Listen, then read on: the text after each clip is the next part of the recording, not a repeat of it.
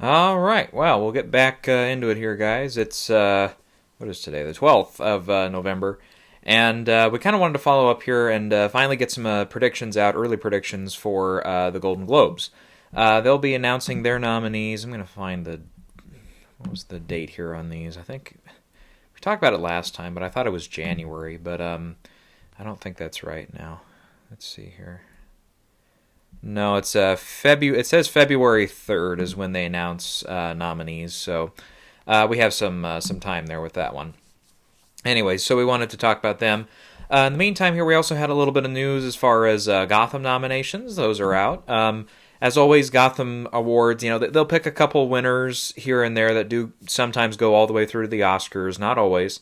A few of their Best Picture nominees, or in this case, Best Film or Best Feature picks. Some of those do go all the way to Best Picture, but really looks like this time one is probably a good bet. The rest of them long shot at this rate. So we'll talk about those a little bit too. But first, I wanted to quickly cover here because I think it was like the day after we did the last video there, they finally released the first reviews for Hillbilly Elegy. And, the new film from Ron Howard, and it's Amy Adams and Glenn Close. Are they both going to win their long-expected Oscars finally? This might not be the one, as some of us had suspected. No, this one is probably going to see a quick exit from a lot of predictions here. 29% from Rotten Tomatoes, and this is with 69 reviews. 69, so that's not just 3 people that saw it that all hated it or something. It's not one of those cases. This is a pretty broad, general pan from critics so far. I've read just some of the blurbs here and there from a few of them, and it seems like everybody who liked the film, really their backing on this is just from the performances from Amy Adams and Glenn Close, which I guess generally they say are still fairly good. Oscar bait is probably one of the words the phrase rather that I've heard the most generally from these reviews here. So it doesn't really seem like you could argue it's like, okay, well, what about some of the Oscar bait films in the past that have gotten in? Some would argue Lion, which I definitely do. I didn't really love that one, or the 9/11 one with Tom Hanks and Sandra Bullock, the Extremely Loud, Incredibly Close, stuff like that.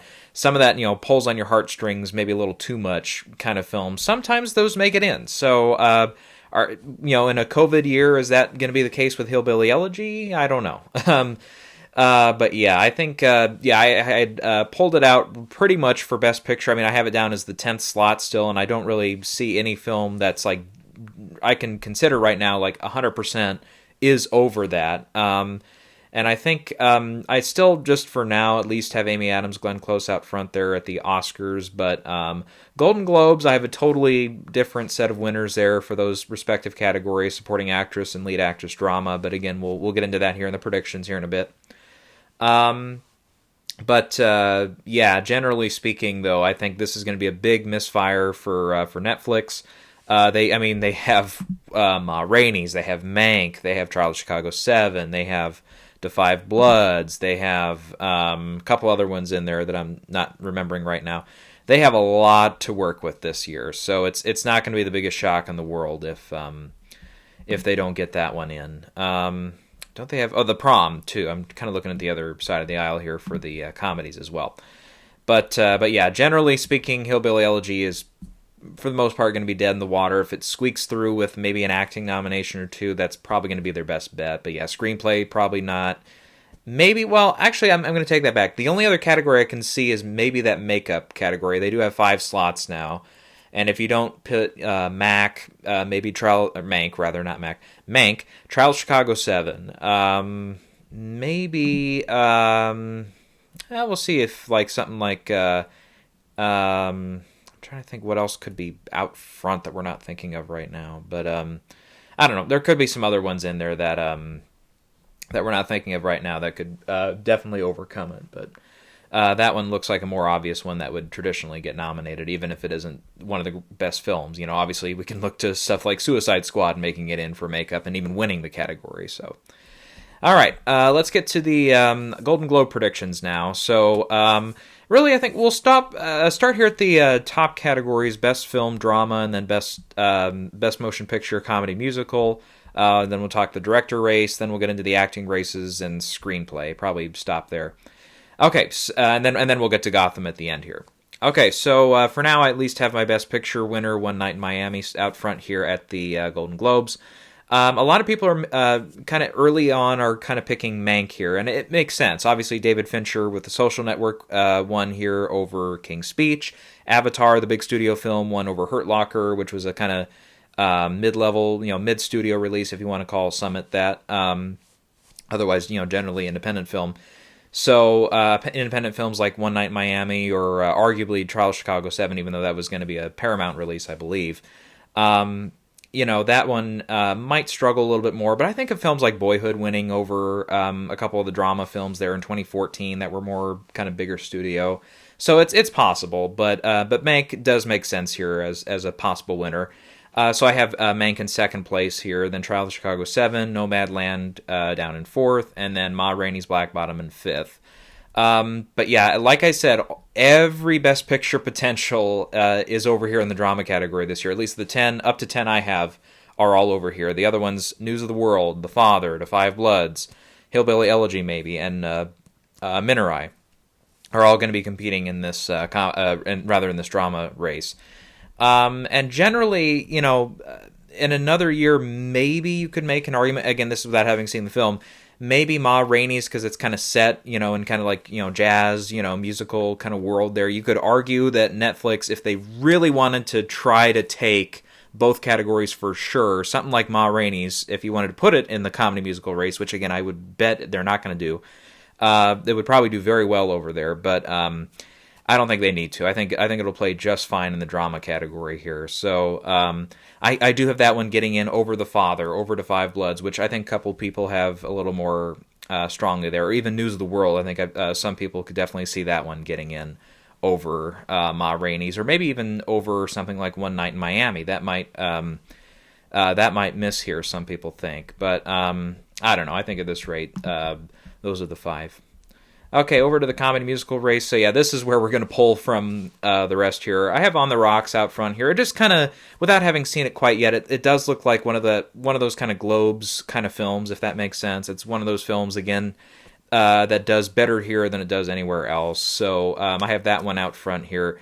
I have French Exit in second place, arguably because the rest of the nominees aren't really going to have that Oscar pedigree to them. At least not right now. My third place pick, though, is The Prom, which is probably the closest one. Otherwise, we can talk about being in discussion for some potential Best Picture love, but the other two, I don't think so. So that's why I kind of have those three in that order. Then Promising Young Woman, I have there in fourth place, and Bull Rat subsequent movie film. I think that's the accurate title for this in fifth place. I think that one gets in. It kind of feels like a Deadpool or one of those films that, it feels like generally the actor is very, very safe, but the film itself might miss. But no, I think this one will get through. Let's see. So there's a couple other films out there like Palm Springs, like Coming to America 2, or Coming to America. I think that's is that the official title? I don't know. King of Staten Island, Emma, Personal History of David Copperfield. They're running in the comedy category here. Maybe something like Birds of Prey, or another one from Netflix is that the Sherlock Holmes kind of spin-off, I guess, Enola Holmes. Some people are kind of picking that as some upset possibilities here in this category, but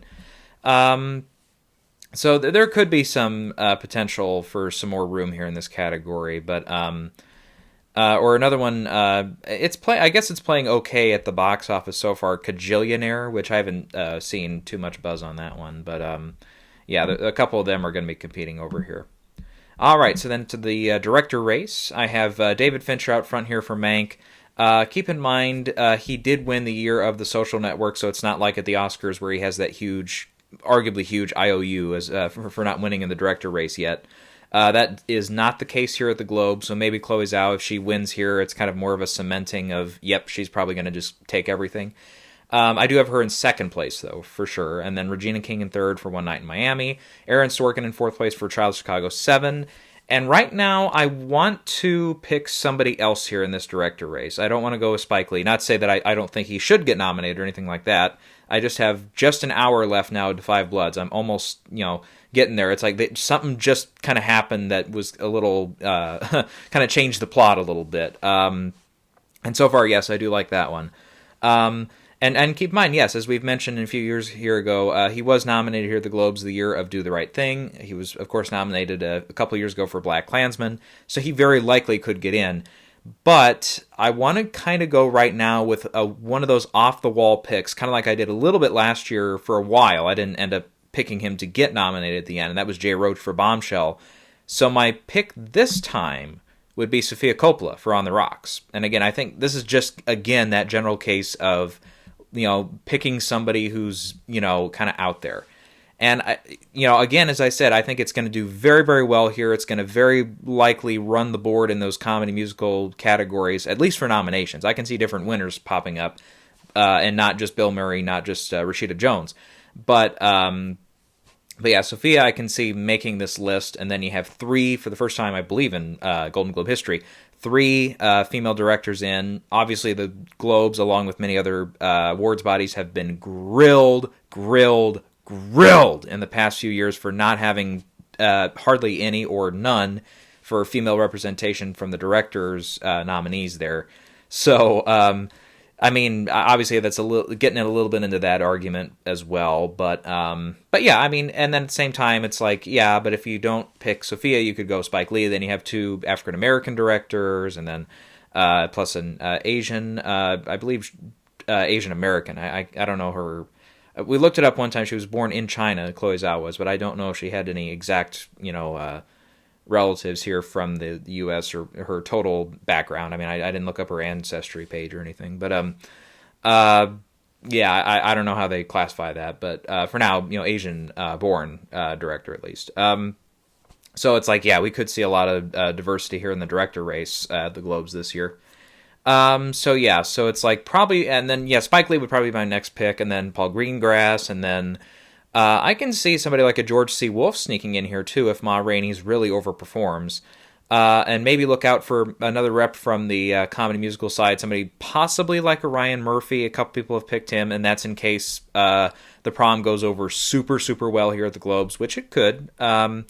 And then I'd look out for, again, a couple we've mentioned here in the past are like Florian Zeller for The Father, or Lee Isaac Chung for Minorai, or if Lee Daniels and United States versus Billie Holiday really takes off, maybe he gets in as well. So there's a few possibilities here for the director race still. Okay, then we'll move on to the acting races, starting with lead actor drama. Anthony Hopkins still feels like the safe pick here. I think he'll probably be the front runner early on here. Then Gary Oldman and Mank.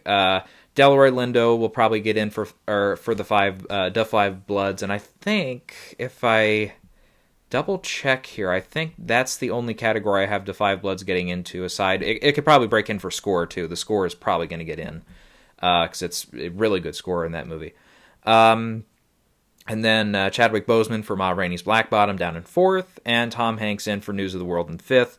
Remember, Tom Hanks does get in for films here like The Post and stuff like that, so he's a little more expected at the Globe sometimes than the Oscars. That being said, there's a couple other ones to keep an eye on here, like Kingsley Ben-Adir for One Night in Miami. I have him in over Tom Hanks at the Oscars right now. A film we could see, it's another Netflix one, but it's one that came out really kind of early, retrospectively, in this Oscar race. And I think it played a little bit. I heard a little bit of buzz on it, and now since then it's really gone back. The Boys in the Band. I haven't seen it, but it's Jim Parsons is the lead in that. Maybe he would be kind of an off-the-wall pick there. Maybe somebody like Riz Ahmed we mentioned last time for Sound of Metal, which I haven't heard a lot of buzz on that one yet. Stephen Yen, as I believe we mentioned last time, is or Stephen Yeun. I'm not sure how to pronounce that one. Again, somebody will say it, and then I'll get it right. But for Minorai, he's one of the focal points there. And I guess, yeah, they are running him in lead actor right now. So maybe him, if Minorai goes over well. Daniel Kaluuya is a possibility here for Judas and the Black Messiah. Remember, he did get in for Get Out, so it's not like he has an overdue factor, but it's, you could argue he kind of started his race there. And I think, yeah, that's probably about it there. Okay, then actress drama. I have Viola Davis out front here just kind of as a placeholder for now. Then Amy Adams in second place for Hillbilly Elegy. Frances McDormand in third for Nomadland. Kate Winslet in for Ammonite. And my 5th place pick here, it's close. I think this could be a spot where Vanessa Kirby does make it. Even though, yeah, it does go against my argument of, what I just said in the Oscar video, which is, it's going to be difficult to get 3 Netflix Best Actress contenders in there. But, I don't know, Vanessa Kirby kind of feels like somebody the Globes could go for, though, for Pieces of a Woman. And I think, remember, we have a much smaller voting body here at the Globes. So, a film like that, could go over very well here and do diddly squat at the Oscars, Because, just the word of mouth on the film is you're either really into it or you're kind of pushed away from it, and it's really hard to get into it. So if enough voters don't have that second reaction to it and they do get involved, then I think Vanessa Kirby could definitely have some gumption off of that and definitely get some trajectory into this race here. I think she's close, and I could put her in later. I definitely think she has a better chance here in this category, even though it's the same competitors in Best Actress here, than Sophia. And then Sophia Loren is the one I do have in, though, for The Life Ahead. And it kind of, feels like one that would, again, traditionally would get in, so it's close. Yeah, I'd say the only one, obviously, is Michelle Pfeiffer will be over in that comedy musical category for French Exit, so that's why we don't have her in here. Otherwise, Andra Day for United States versus Billie Holiday, which again, since it has again, without having seen much of it, if it has a kind of big musical personality at the front of it, again, arguably, if they really, I believe this was, is it Paramount or Fox that's behind this one? Or maybe somebody else. If they really want to try to, get it ahead and get it some room where it's not going to get totally smashed down in this drama category, they might push it into the comedy musical race. But obviously that's without having seen much of it yet. Anyways, but yeah, it kind of feels like after those 8 competitors, it really doesn't feel like there's a lot more going on here. Maybe the only one that's kind of sticking out to me now because... was she nominated here today for Best Actress? No, she wasn't. Okay, so that doesn't help. Is The Assistant, which is a film that kind of premiered, I want to say 2 years ago now, at or maybe not 2 full years ago, but somewhere in there, at not Sundance, but I can't think of it now.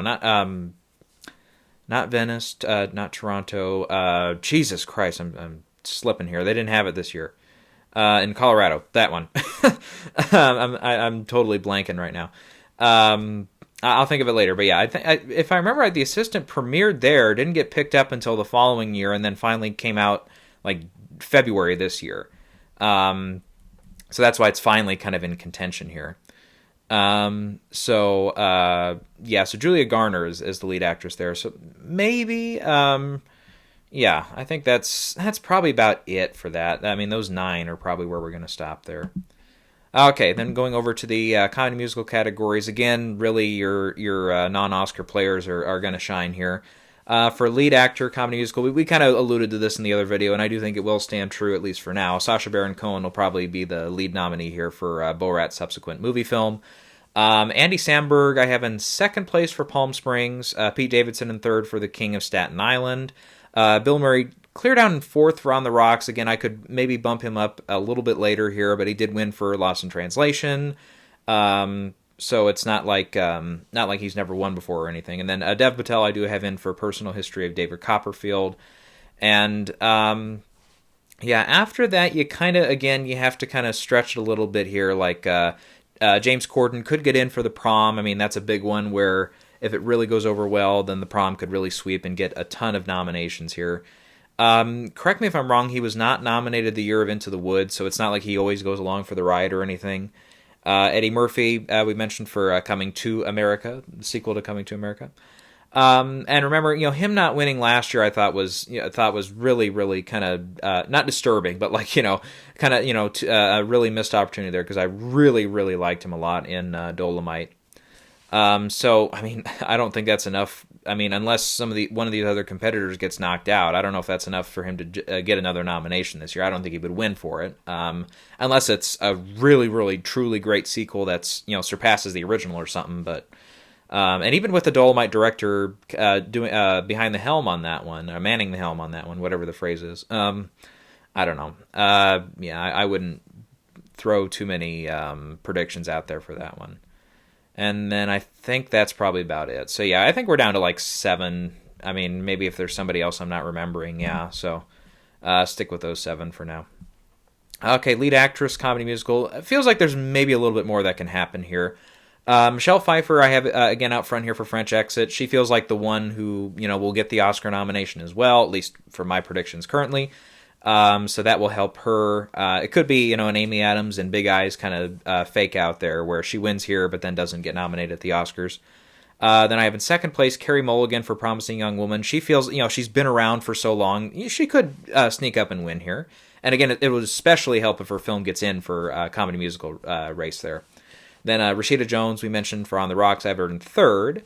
Meryl Streep in fourth place for The Prom. And in fifth place, this could go out because she's likely to be nominated possibly also or instead of in the TV races. And that's Anya Taylor-Joy for Emma I have in there. My brother is the one, he's seen the chess show that she has out, The Queen's Gambit. Okay, I remembered it. Yeah, I can remember that, but I can't remember the freaking Colorado Telluride. I can't remember Telluride. Yeah, I can remember her, and the name of the show that I've seen one episode of, but I can't remember Telluride. And yeah, that first episode was it was intriguing. It kind of got my interest there. And that was like 3 weeks ago when I saw it, or 2 weeks ago. But my brother, in the meantime, he watched the whole show in like a day and a half, and he loved it. So. I was kind of funny because I was kind of telling him like, hey, I pulled up on IMDb and this show is rated like just below the Office, which is probably his favorite show of all time. He's like, yeah, that's probably right. I'm like, okay. So he really liked it. Anyways, but yeah, then she has Emma, and Emma was one. I think it did all right at the box office. Came out in February, like just before pandemic shit happened. So it did all right, I think, for its release. It could have done a little bit better if theaters were still open through March and April. But I think it did enough business there. I think it'll definitely, when it comes to Oscars, I don't see her as a big possibility as an actress nominated, but costume design, production design will definitely be in play there. But yeah, that's the thing is I kind of think of 2 years ago. Oh no, last year with the gal from she got nominated for the show but not the film, and I had her in for the film Booksmart, Caitlin Dever. And I had her nominated in the film category over Beanie Feldstein, her co-star, and I got that wrong, and she got nominated for it was Unbelievable. Yeah, that was the Netflix show. So here we have kind of a very similar trajectory here. So I could be I have her in both right now just to play it safe, but feels like she could be one that gets double nominated. I mean, in a COVID year where we don't really have that much competition, but yeah, there's a couple other possibilities though to look out for. I don't think it's a solid 5 here. We've got one I could see get in is Margot Robbie for Birds of Prey. I haven't seen the film. I abandoned DC a couple of years ago after Justice League. I'm like, okay, I think I'm done with these. But I did see the Shazam, though. Shazam was a lot of fun. But Birds of Prey, got a pretty decent box office reception. Not like great, not what Suicide Squad did or anything, but the audience has got smart. But I'm kidding. The reviews were actually pretty solid on that. So... and she's obviously, almost every year now she's been nominated or in contention for a couple of roles here and there. So I wouldn't throw her out as a total long shot there. Then Evan Rachel Wood is the lead in Kajillionaire, which, could go, okay here. Millie Bobby Brown we mentioned for Enola Holmes. She could break in. I mean, again, that was one... The trailers didn't really intrigue me. I'm kind of one of those guys when it comes to like TV shows, popular TV shows like Game of Thrones. I waited till the show was done, then I can stream it or binge it. That's the word I'm looking for. Then I can binge the whole show, start to finish. I don't have to worry about when the season ends in fall, then the next winter when the next season comes out, I have to say I don't have to sit back and say, okay, shit. What happened in the last series? What happened that I can't remember now? Stuff like that. Like I went through that with House of Cards, which is one of the shows I watched religiously back in the day.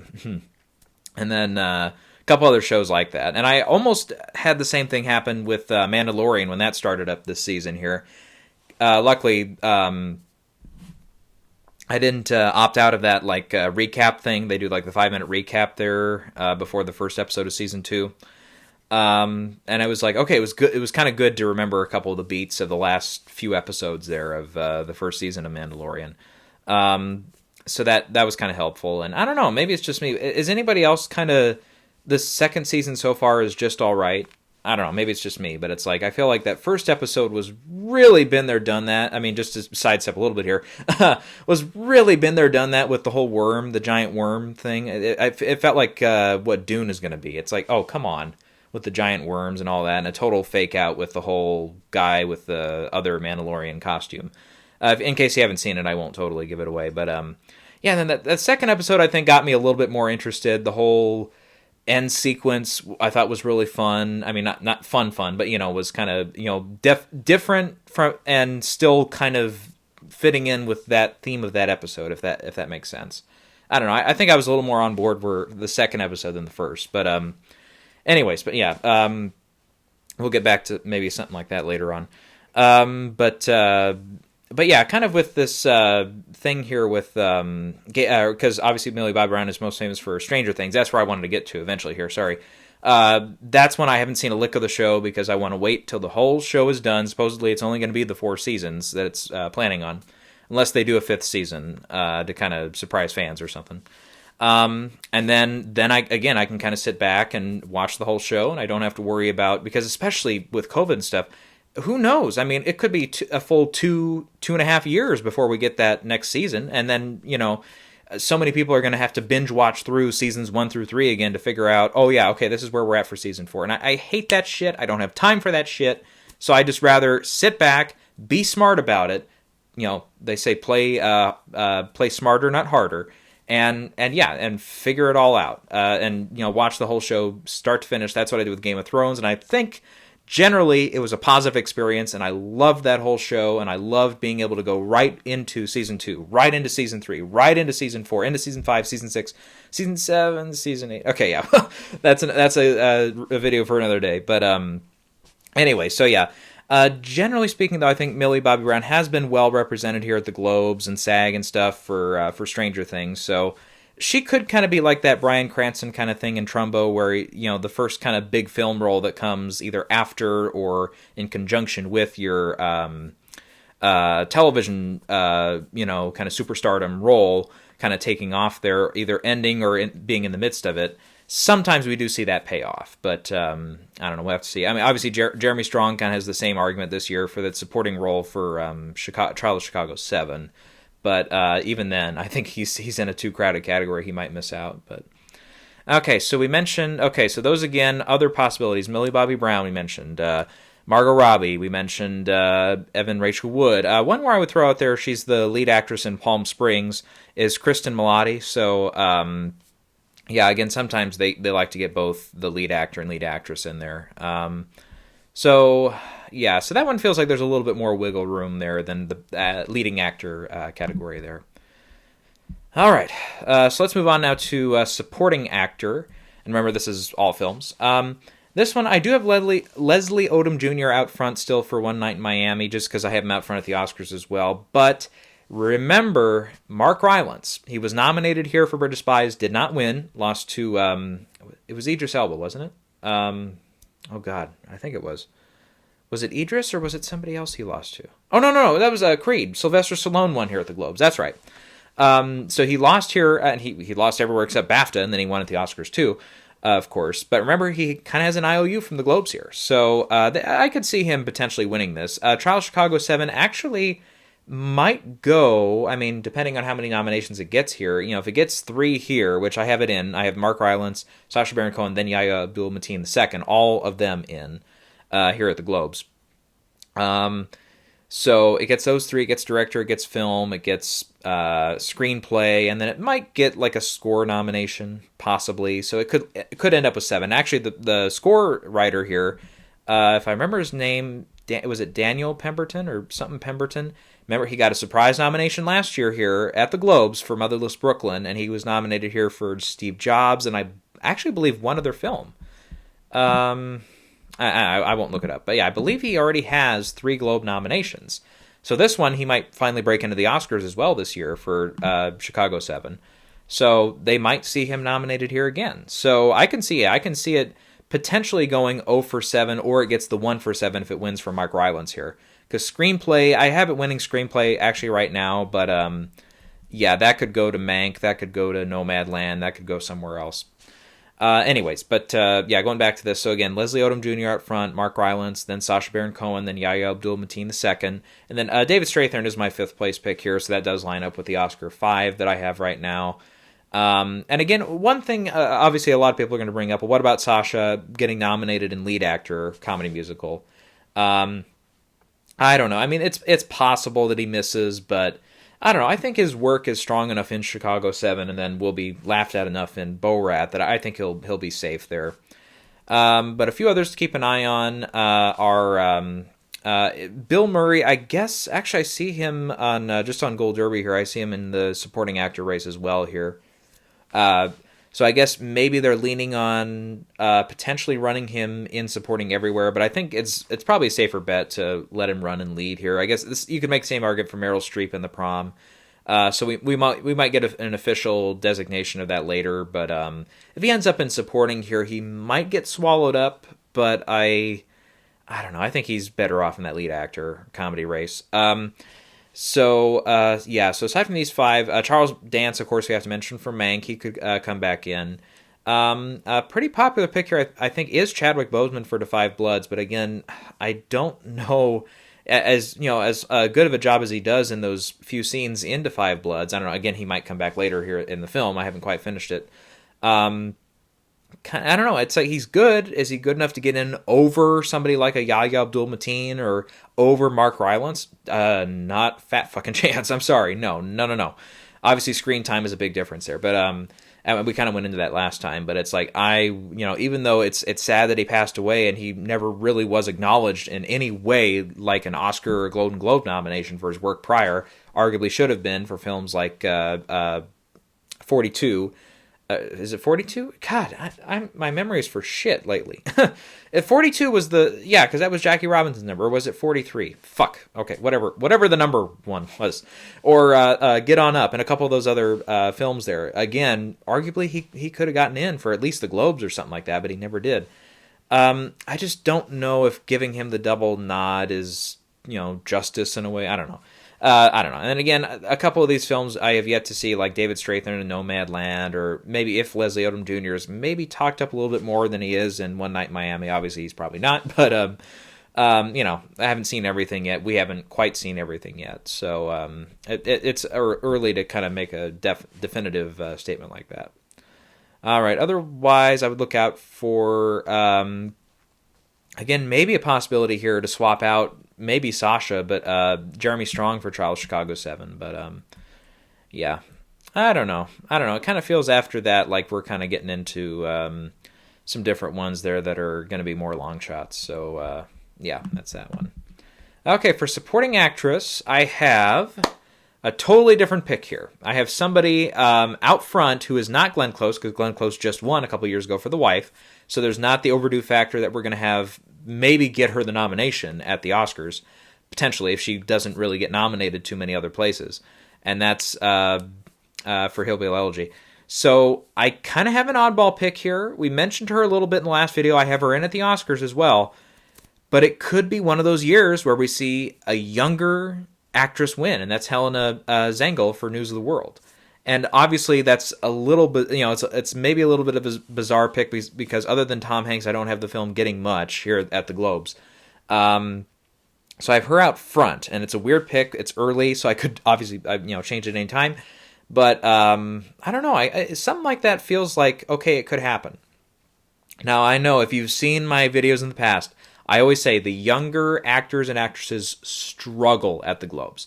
Obviously, didn't happen last year. I was totally wrong about Roman Griffith David or whatever his name was, the kid from Jojo Rabbit. I was correct about Haley Steinfeld for Edge of 17, but she missed for True Grit. I believe Anna Paquin, well, she didn't win. I believe she was nominated here, at least at the Globes, for the piano. But yeah, so it's like sometimes it happens, sometimes it doesn't. But I have her in right now for the win there. Glenn Close I have in second place, then Olivia Colman for The Father. And again, Olivia Colman won the same year as Glenn here at the Globe. So again, it's and she had won previously also for The Night Manager. So it's not like she's never been awarded before.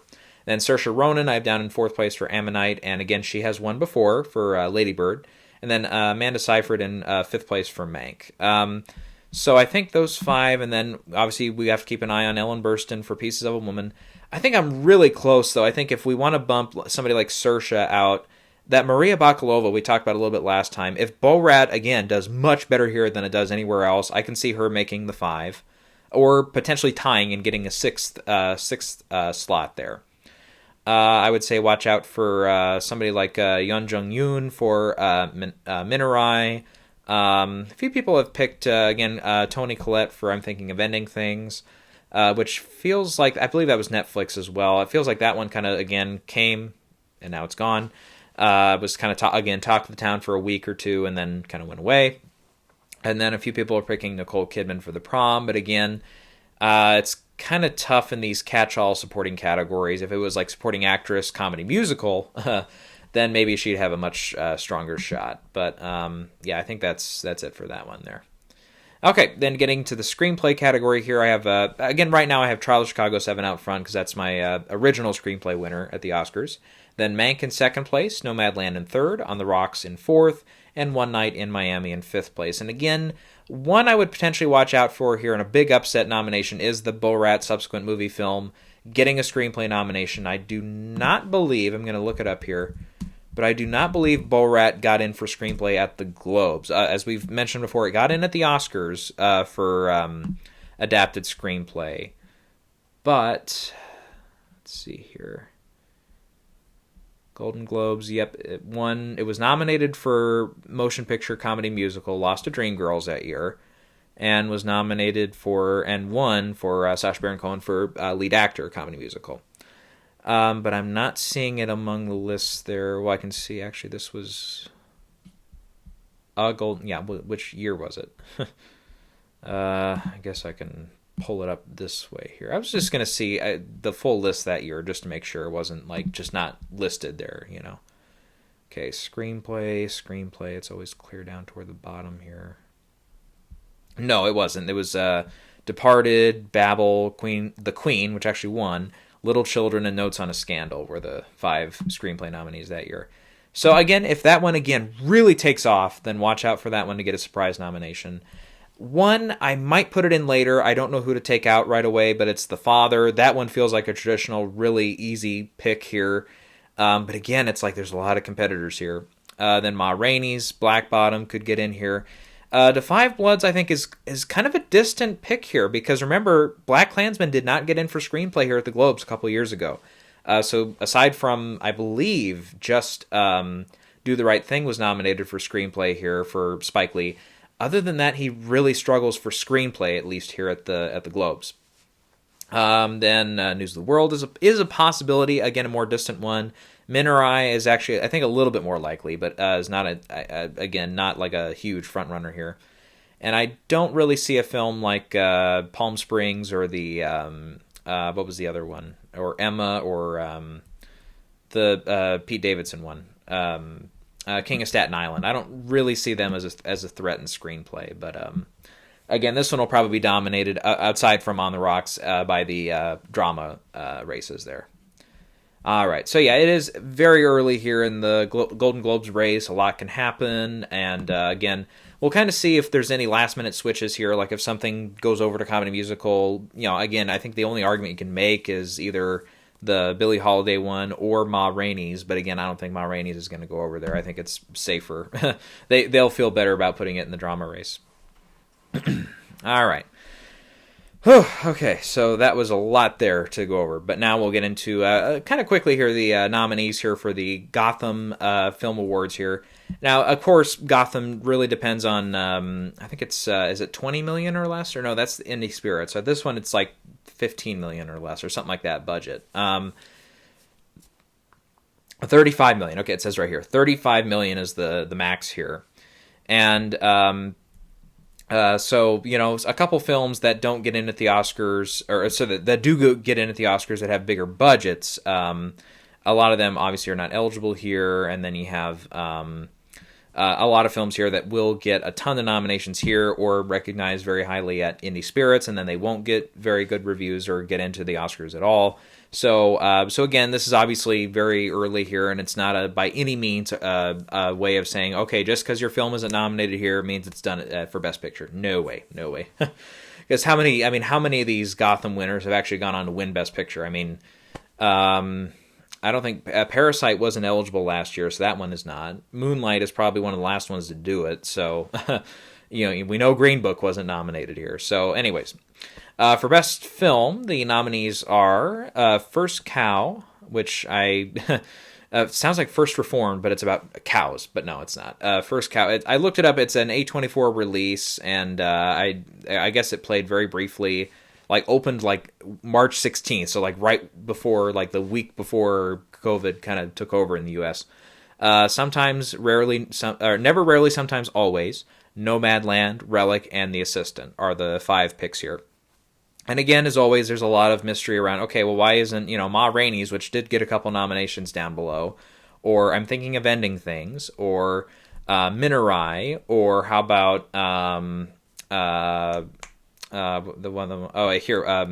One Night in Miami, and a couple of those other ones that were eligible. How come they're not in for film? It's there's always that argument every year. It's that film category is always a little strange at the Gotham Awards here.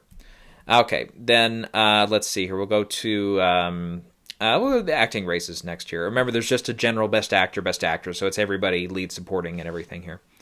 Okay, so the actor nominees are Riz Ahmed for Sound of Metal, Chadwick Boseman, posthumously nominated for Ma Rainey's Black Bottom, Jude Law for The Nest, John Magaro? There's an extra A in there, for First Cow, and Jesse Plemons for I'm Thinking of Ending Things. Then you go down to Best Actress, and you have Nicole Beharie, we'll figure it out, for Miss Juneteenth, Jessie Buckley for I'm Thinking of Ending Things, Carrie Coon for The Nest, Frances McDormand for Nomadland, and we mentioned her a little ago in Supporting Actress, Yoo Jung-yun for Minerai. So, yeah, it's kind of weird how you have, okay, so you'll nominate Boseman, but you won't nominate Viola Davis. I don't know, maybe they know something we don't early on here. But remember, we've seen stuff like, the dude, Can You Ever Forgive Me? Richard E. Grant get in here at the Gotham Awards, and then somebody like Melissa McCarthy does not. Stuff like that. And then none of the actors, except when you get down to the breakthrough actor category, nobody from One Night in Miami got in for Best Actor, stuff like that. So again, it's always, it's kind of a selective nominating crew here. So sometimes there's a few head scratchers, but it's it's just whatever they liked best. Then screenplay, we have Bad Education, which, if I remember, that's the Hugh Jackman one, right? Yeah, that's okay. That one, that's kind of made for TV thing, but again, that's it was made as a feature film, then picked up by HBO. But again, I think a lot of the rules this year are kind of different for that, for which can qualify at the Oscars. First Cow is also in for screenplay. The 40-year-old version, Version, which is I guess that's Netflix. Okay, I don't know that one very well. Then we have 14 and The Vast of Night getting in for screenplay. Really, I've just heard of a couple of those. Then we have, I guess we can get to, there's international film. We'll go to that one next here. Baccarat.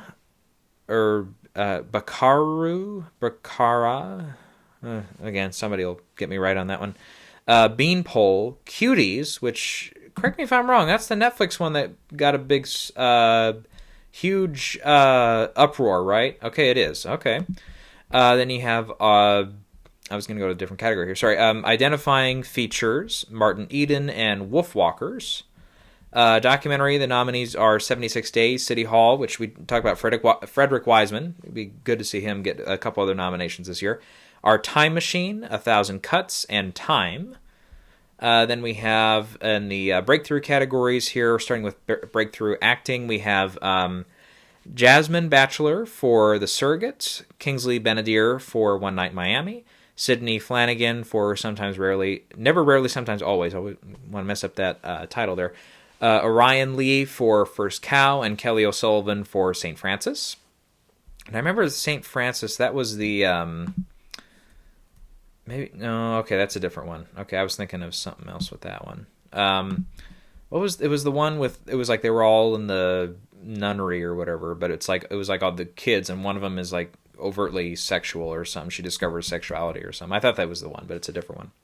Okay, then breakthrough director, you have Rada Blanc, who I believe also is in front of the camera for 40-year-old version. Channing Godfrey Peoples for Miss Juneteenth. Carlo Mirabella Davis for Swallow. Andrew Patterson for The Vast of Night. And Alex Thompson for St. Francis. They have a couple TV categories. I might as well name them off here. Best long or breakthrough series long form. Okay, so they have a best series long, best series short. The long form ones are The Great, Immigration Nation, P-Valley, Unorthodox, and Watchmen. Obviously, you've heard of a couple of those. And then short version are short form are Betty, Dave, I May Destroy You, Taste the Nation with Padma Lakshmi, and Work in Progress. All right, so yeah, as always, it's like this nominating crew at Gotham. Again, they kind of like what they like, but they some stuff, that they would maybe you would think they would traditionally go with, they don't. They ignore it like the plague or like COVID this year. That'll be a popular phrase one day.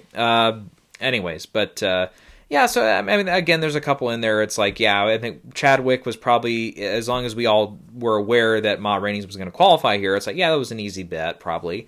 Something like Nomadland getting a few nominations, it shouldn't be surprising at all. Francis will probably win that category right now.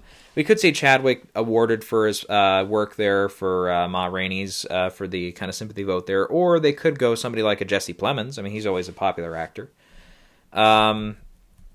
Let's see here. Then screenplay could be kind of tough. That First Cow has a ton of nominations. They'll probably want to give it something. Watch It Go Home with Nothing now. Breakthrough actor, probably if Kingsley Benadir does keep up in the acting race, he might win that one, or they might go that Sydney Flanagan, Never, Rarely, Sometimes, Always. I think she's the lead actress in that. So sometimes that one, I think it would probably come down to those two, but what the hell do I know? Breakthrough director award, a couple of those have some other nominations there. So maybe that 40-year-old version or one of those other ones would win. Obviously, one of those other ones have to win if it's all the nominees. They don't do write-ins here, I don't think. Then documentary, I could see him giving it possibly to that to City Hall, to Frederick Wiseman. Might as well. I mean, I don't really know much about the other stuff here. The 76 Days. Let's see. Oh, it's actually about COVID, and it's like in Wuhan and stuff. So, okay, maybe that one gets some love. Okay, 1,000 Cuts. I don't know much about this one. Okay, hang on a minute. About Maria Reza, founder of online news site Rappler, conflicts between the press and Philippine government. Okay, well, but whenever it's the press versus government stuff, that tends to go well. And then Time. I don't know this one. Let's see here. 60-year prison sentence. Okay, this is from Amazon, actually. Amazon picked it up from Sundance there. So 99% of Rotten Tomatoes, 90 reviews, so very well liked. So I don't know. Maybe that one's one we'll see actually take off a little bit. It's got a little more pedigree to it. Obviously, that 76 Days, that sounds like one that might do very well. So that one might be a little more up in the air. Just my personal vote would probably say, yeah, go for Frederick Wiseman. I'd love to see him get some love this year. And then probably it comes down to Nomadland or something like that. Remember not last year, but 2 years ago, I remember The Writer won here for film, and that only had a film nomination, but it still won. Last year they went with Marriage Story, which actually picked up quite a few, picked up for Best Actor, and I believe for Screenplay as well. Yep, I'm pulling them up here. Yeah, so that one was kind of a more traditional pick here. But yeah, another one kind of thinking last year, though, too. It's kind of funny, because like Marriage Story we knew was front and center in the Oscar race. Uncut Gems, which we knew was hanging in there. Hustlers got here. The Farewell, which we thought was, again, pretty high up there. And then Waves, which we knew was kind of possible as well. It's like those were the 5 film nominees last year. But this year, it kind of feels like, obviously, it's a very different year. But, yeah. And then, like, you know, kind of talking about last year, it's like Adam Driver got in for Best Actor, but Scarlett Johansson did not for Best Actress. I think Adam Sandler was he was nominated there for Best Actor. That's right. Okay. And correct me if I'm wrong. They had 6. No, they did. They had 5. Okay, that's weird. I thought I saw 6 nominees here today for Best Actress, but it was only 5. Yeah, and then just going back another year here. Yeah, it's kind of. Yeah, that's the one I thought of. Yeah, Richard E. Grant getting in for Can You Ever Forgive Me, but not Melissa McCarthy, and then it didn't get in for screenplay either. The Favorite got screenplay, film, but it didn't get any acting nominations. So yeah, sometimes they kind of go with stuff. It feels like it should be a pretty easy pick, but they don't. All right, well, that should do it for this video. So yeah, we've covered a lot today with Golden Globe early predictions, Gotham Awards, Hillbilly Elegy, Crashing and Burning, and early reviews. So that should generally cover it for a while here. Yeah, we'll do. Let's see. We'll probably wait a little bit more for like Screen Actors Guild or maybe some early BAFTA predictions. BAFTA, I think, is planning on mid-February or late February, early March for its nomination announcements, and it's always a risk with BAFTA as far as what's going to get in, what isn't, because we all thought, or not all of us, but me and a few other people, we had it on good authority that Parasite was not going to be a player at BAFTA last year.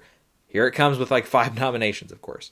So who knows with BAFTA? All bets are off when it comes to who's eligible, who's not. So yeah, that's early. That's we'll wait on that one, but that one will come eventually. SAG probably is sometime soon. We'll probably do another Oscar update here after a while, but yeah, we'll probably call it good there for a little while. I know I was originally going to do a video, and it's so outdated now because it was going to be like right after Dune got pulled or something. It was going to be about like, okay, we're beginning to see a real kind of outcry here of, okay, the theaters are really in trouble here. Obviously I think since then, the film we talked about on the last video there, the Kevin Costner one that just opened, it's like, okay, 4.1 million, which is, I guess, a little bit better than some films in the past couple weeks here.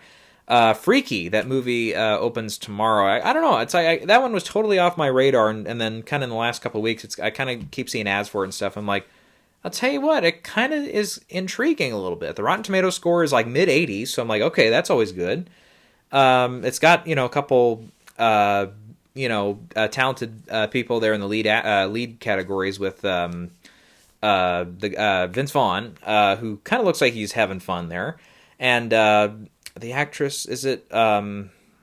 She was in a couple things. I can't remember her name right now, but she's shown up in a few things. She looks like she's having fun too. And it's the guy who did Happy Death Day, which I haven't seen that one, but I remember I was kind of halfway interested in seeing that when that came out. Anyways, but it's like, hopefully that one does better this weekend than we've seen a lot of other movies lately. I mean, it's got, it's kind of reaching that younger demographic, and it's a Friday the 13th, when it opens here, and it's a horror movie kind of with some comedy in it. It's like, oh, I would love to see that one actually do well, and as long as it's a good movie too. But it's like, especially for theaters out there that are either big theaters, small theaters, whatever, they're kind of struggling right now. Just in my area here, actually, I've been there. The last time I was there was actually, if I'm remembering correctly here, it was when I saw Parasite, Ford v Ferrari, Jojo Rabbit, and the Antonio Banderas one last year. When I saw all those in the same day, it was in that theater, which it was like a big AMC 24 theater in the Omaha area, and that I was, funny enough, because I was kind of thinking about I kind of saw what movies they had playing there last weekend, and it was like, oh, it's like Toy Story, which I'd love to see that in the theater. That'd be nice. And they had Goldfinger there, which obviously with Sean Connery passing away a few weeks ago, I would have loved to have seen that, but I ended up not doing it. We were out all day Saturday doing stuff, and then I kind of came back, and I'm like, I was just exhausted, so I didn't plan on doing anything Sunday. So I kind of had a day off there, and it's like, I probably should have gone, because now that theater has officially closed. 24 big screens, and it always did okay business, but just the general area, I think it's kind of, they're putting stuff up for sale and stuff. It was kind of a old mall area kind of stuff. So it's like that one is gone, and COVID obviously didn't help it. So it's like even the AMC stuff, it's like it was kind of a big awakening, because it's like, okay, even the AMC, maybe some of those are not safe. So if they're not safe, your mom and pop theaters around the corner, they are definitely not safe, folks. They are definitely not safe. So again, I kind of mentioned in the last video, obviously, if you look at COVID as a political issue in any way for all that stuff, and you're not encouraging people to go out right now, it's like, okay, if you believe in that, or if you don't feel comfortable going out and being out in public a lot, except when you absolutely need to, and you don't feel like going to the movies lately, but you love the movies, you love going to the movies, you love the experience of it, seeing it on the big screen, the big sound and everything, and it's a local theater, please make donations to them, whatever you can do. Just, support them in any way you can. I think a lot of them, like my local hometown theater here has been doing like a thing, they used to do it during the summer there, where, you could drive up and pick up like some popcorn. You could take the popcorn with you and then go home and then watch a movie and have movie theater popcorn. It was kind of a nice deal, and I think they did all right with that. But by all means, please, support your local theaters. Go out and see movies. Again, if you're safe, obviously if you're feeling well and you're not, all that stuff, obviously all the very obvious stuff there. But again, please, it's an outcry from me especially. Go out there, do what you can. I try to do what I can for local theaters and everything there. I've only gone down to like one AMC theater in the last few months. It was a few weeks ago because they had Empire Strikes Back and Friday the 13th in re-release. So I'm like, 2 films from the 80s, let's go.